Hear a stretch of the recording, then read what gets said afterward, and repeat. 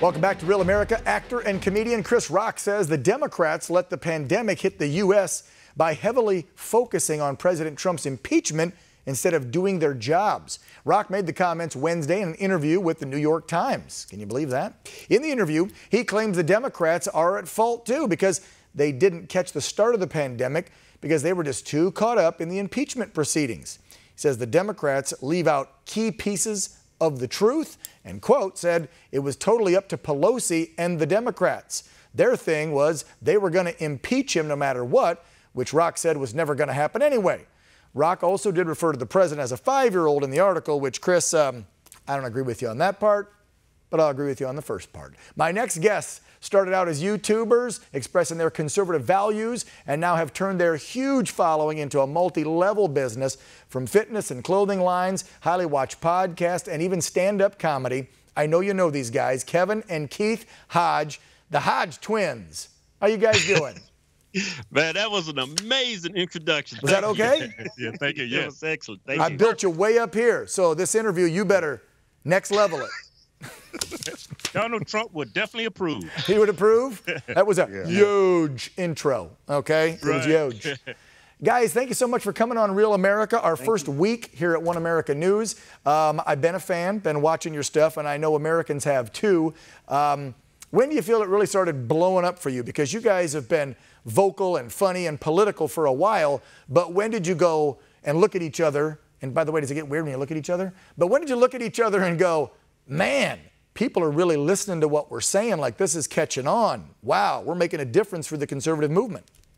Yeah, here recently we was in CVS. We were just going in and get something, and this guy just started screaming. I mean, he was just saying, like, he was using a lot of profanity, which was weird. I didn't think that was gonna come, but he was really happy to see us, and he was like, he's on the right with us as well, and it's like he was just so happy to see us, and he really appreciate what we're doing for the country. And it's like pretty much wherever we go, we run into experiences like that. That's here lately is when it finally dawned on us, like, wow, a lot of people know who we are now. Yeah, and and politics nowadays is so polarized. And when this pandemic broke out and the riots and everything just got so escalated, and we started doing videos about these topics, and it just took off from there. Yeah. Sometimes we forget who we are. Yeah. So, by the way, sometimes it can get a little dangerous, because I saw a black guy in Walmart. I said, "Hey, what's up, cuz?" He looked at me like I was the Klan. And I was like, what's this dude's problem? You know? But you know, he knew who you were. Yeah, I've been outspoken about Black Lives Matter and about Democrats nowadays, their pandering tactics, and I'm totally not with either Democrats or Black Lives Matter. Well, you know, if you ain't voting for Biden, you ain't black, right? Yeah, I guess I ain't black. That fits well with me. I always identified as a white man from Little Rock, Arkansas. Well, hey, in this new world, you can identify as whatever you want. And the PC police say you can say and do whatever you want, and you can identify as whatever you like. By the way, which one is Kevin? Which one's Keith? I can't keep you guys. Kevin. Okay, Kevin in the red. Okay, got it. All right. You guys have taken a lot of heat, obviously. Let's talk a little bit about that. I mean, that's got to be a little scary. You guys were just joking around on YouTube when this all started out. Now you're a national, I would call you a national commodity, because you are a conservative black voice. While you add a little humor to it, because let's be real, the world is crazy 2020. We need to laugh a little bit, right, and keep our wits about us. So it's got to be tough. I would imagine threats and all kinds of things just coming your way for speaking your mind and using those God-given rights we have in this country. Yeah, I mean, Black Lives Matter only matters if you're a thug and you're a criminal. If you're a conservative and you're black, your life do not matter. Yeah, they actually wish harm on you. I've always get emails from other black liberals who are wishing harm just because I feel the way I feel. I mean, and everything that we stand for on the right is pretty much just logic. And just common sense. Just common sense. It's just that on the left, they just follow what the TV tells them to follow, and that's where the problem comes in. They're not thinking for themselves. So when they see us, we're black and we think for ourselves, it's like, first thing comes to their mind is, man, these dudes are some sellouts. Yeah, and I still think, I mean, we traveled all over this world, Australia, United Kingdom, America. By no stretch of the imagination, America is the best country on this planet. Yeah. And we do not have a white or black issue in this country. We have a responsibility issue. Nobody wants to be accountable for their own actions. Yeah. Everybody, especially on the left, everybody wants to point the finger and say, it's your fault, not my fault. Nobody wants to look in the mirror and say, hey, I could do better. I should have did this different. Or I could have did this a whole lot better. That's why you see the NBA, Black Lives Matter all over the court. If these people that had these incidents with white police officers would just follow directions, it's ridiculous. I don't watch the NBA. I stopped. I gave it up. I said, I'm not going to support these thugs. But I had Fanman come over. He's a LeBron James fan, so I let it pass. I'm looking at the game. They got 1-800-CALL Jacob on the basketball court. That's Jacob Blake, the guy that died. Yeah, 1-800-CALL Jacob. A man who pulled a knife, who resisted arrest, who's a thug, a criminal. They got 1-800-CALL Jacob. I said, people have lost their minds. Yeah, you know, someone was on the show earlier, guys, this week that said that very point, and they said what the left has done, along with the mainstream media, has turned good to bad and bad to good.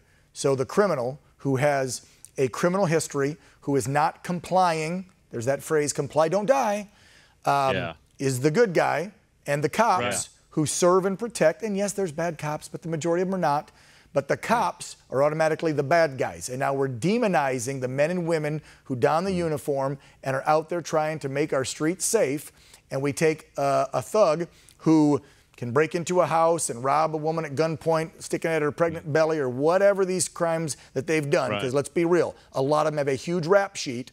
And then the minute a bad cop screws up and it's caught on camera, all cops are bad. All cops are bad, and they're all out to kill black people in the streets, right? The word was, and this all started with BLM, slaughter blacks in the streets. That was the phrasing they were using. 41 is the number, by the way. 41 not justified homicides by officers last year in our country in 1941, but they're slaughtering blacks in the streets. Personally, I feel safe when I see a police officer. Yeah, I'm saying I hope he comes over and give me a pat down. Because I don't trust myself. But you said something that's so very true. Yeah. Malcolm X has his famous quote. I don't want to misquote it. Yeah, but he said the media is the most powerful organization in America, in this world. They can make the innocent look guilty and the guilty look innocent. And that's exactly what we see on our TV. Yeah, and that's exactly what he stated this back in the 60s. Right? Yeah, think about it. And all we had back then was 3 networks. Now, folks are bombarded with social media and thousands of channels, and they only, unfortunately, Americans, you got to do better, read the headline. They read the headline and they believe it. Yeah. They don't dig in. You guys obviously are looking for the truth. You use your satire and your comedy to express the truth instead of just headlines. Talk to me about the stand-up career. I mean, obviously it's been put on hold, depending on what state you're in. You guys are in Nevada, so no stand-up there thanks to your Democratic governor, Sisolak. But I would hope the stand-up tour, you're trying to get some gigs going again and get out and doing that so we can see more of you?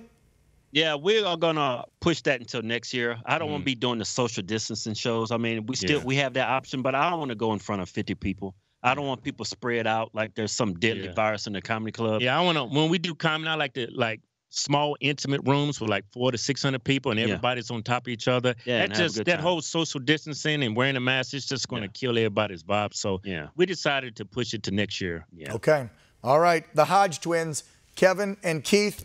Guys, thank you so much for coming on Real America. Will you be a recurring guest? Can we call on you? Come on, give us some jokes from time to time, along with some truth if we need you. Hell yeah. Hell yeah, I can count on you. Thank you, Hodge twins. You guys have a great night. Coming up on Real America, he's been a very outspoken voice for draining the swamp. Political activist and lawyer Rogan O'Hanley joining me to discuss the fight against socialism in America. Don't go away.